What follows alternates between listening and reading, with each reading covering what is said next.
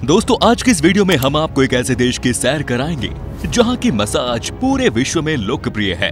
एक ऐसा देश जहां हर युवा भारतीय अपनी जिंदगी में एक बार तो जरूर जाना चाहता है। एक ऐसा देश जो भारत के बेहद नजदीक है और अपने बजट के अनुसार आप इस देश का टूर आसानी से प्लान कर सकते हैं। दोस्तों शायद आपको अब तक अंदाजा लग गया होगा कि आज हम बात करेंगे साउथ ईस्ट एशिया में मौजूद देश थाईलैंड की। इस देश में आपको खूबसूरत बीचेस, हसीन वादियां, शानदार पब, नाइट लाइफ, बड़े बड़े शॉपिंग मॉल्स आदि सब कुछ देखने को मिलेंगे।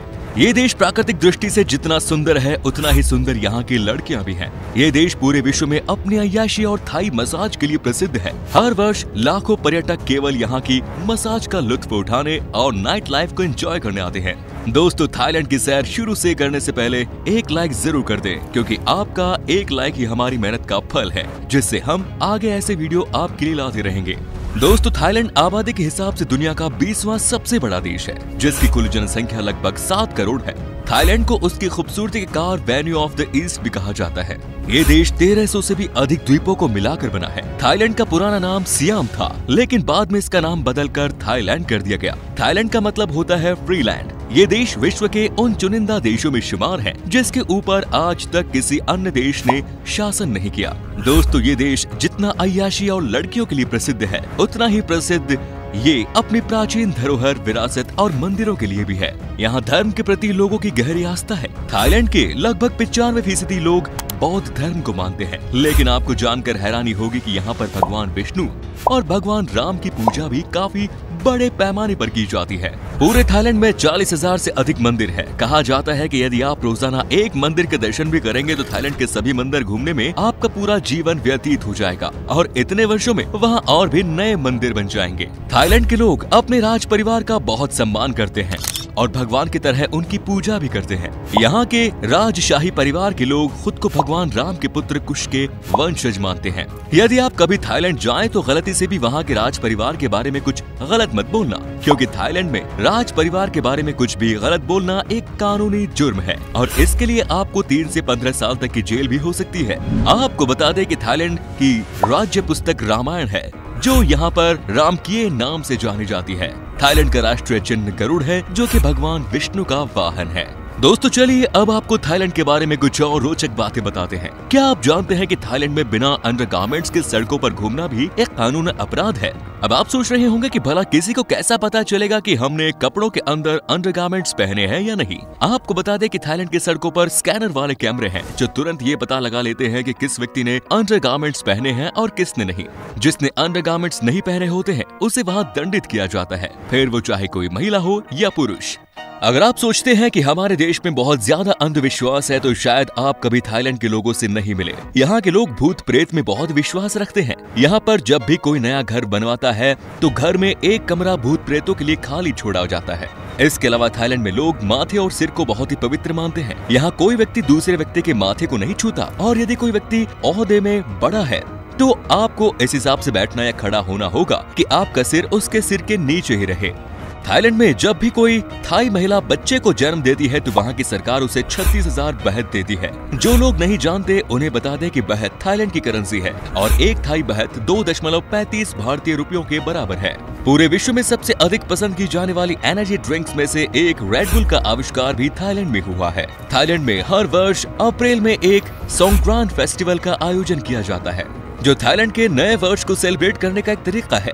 इस दिन लोग होली की तरह एक दूसरे के ऊपर ढेर सारा पानी डालते हैं। हालांकि वहाँ पर रंगों के बजाय केवल पानी का ही इस्तेमाल होता है। थाईलैंड एकमात्र ऐसा देश है जहाँ आपको आज भी व्हाइट एलिफेंट देखने को मिल जाएंगे। इसके अलावा यहाँ आपको विश्व का सबसे लंबा सांप पाइथन भी देखने को मिल जाएगा, जिसकी लंबाई 10 मीटर तक होती है। यहाँ आप मगरमच्छों का सबसे बड़ा ग्रुप भी देख सकते हैं और दुनिया की सबसे बड़ी व्हेल मछली भी आपको यहाँ के समुद्रों में मिल जाएगी। साथ ही यदि आप बर्ड लवर हैं तो यहाँ मौजूद बेहद ही सुंदर पक्षी आपका मन मोह लेंगे। थाईलैंड में एक ऐसी जनजाति भी मौजूद है जहाँ पुरुष को एक साथ 4 महिलाओं के साथ विवाह करना होता है और ऐसा ना करने पर व्यक्ति को उस जनजाति से बाहर निकाल दिया जाएगा। यहाँ तो एक झेलने भी मुश्किल है। भला थाईलैंड के लोग एक साथ 4 को कैसे झेलते होंगे, ये बात तो वो ही लोग जाने। थाईलैंड में विश्व की सबसे मूल्यवान भगवान बुद्ध की प्रतिमा भी मौजूद है, जो पूरे सोने से बनी है। इस प्रतिमा का वजन 5500 किलोग्राम है। फिलहाल देश में 1 तोले सोने की कीमत लगभग 50,000 रुपए है। इस हिसाब से आप इस मूर्ति की कीमत का अंदाजा लगा सकते हैं। चलिए अब थाईलैंड की कुछ प्रसिद्ध टूरिस्ट प्लेसेस के बारे में आपको बता देते हैं। थाईलैंड जाने वाला हर व्यक्ति सबसे पहले बैंकॉक जाना ही पसंद करता है। बैंकॉक इस देश की राजधानी भी है और साथ ही थाईलैंड का सबसे बड़ा शहर भी। ये शहर सिटी ऑफ स्माइल्स के नाम से भी जाना जाता है, क्योंकि यहाँ पर आपको हर कोई मुस्कुराते हुए ही मिलेगा। लोगों के मुस्कुराने की वजह क्या हो सकती है, ये तो शायद आपको पता ही होगा। बैंकॉक में यदि आपको अय्याशी करनी है तो आप नाना प्लाजा जा सकते हैं। यहाँ आपको बेहतरीन थाई मसाज के साथ हर तरह की सेवा मिल जाती है। कहा जाता है कि बैंकॉक में सब कुछ बिकता है, बस आपके पास उसके लिए पैसा होना चाहिए। इसके अलावा यहाँ के नाइट लाइफ, प्रकृति के सुंदर नजारे देखने के लिए नेचर वॉक, आलीशान होटल्स, सब कुछ बेहद ही शानदार है। बैंकॉक में आप मरीन पार्क जा सकते हैं, जहां डॉल्फिन के करतब आपको हैरान कर देंगे। यहां मौजूद सफारी पार्क विश्व का सबसे बड़ा ओपन जू है। यदि आप कभी बैंकॉक जाएं तो शहर के मध्य में स्थित ग्रैंड पैलेस की सैर करना मत भूलिएगा। दोस्तों, बैंकॉक के बाद पटाया थाईलैंड की दूसरी सबसे लोकप्रिय जगह है।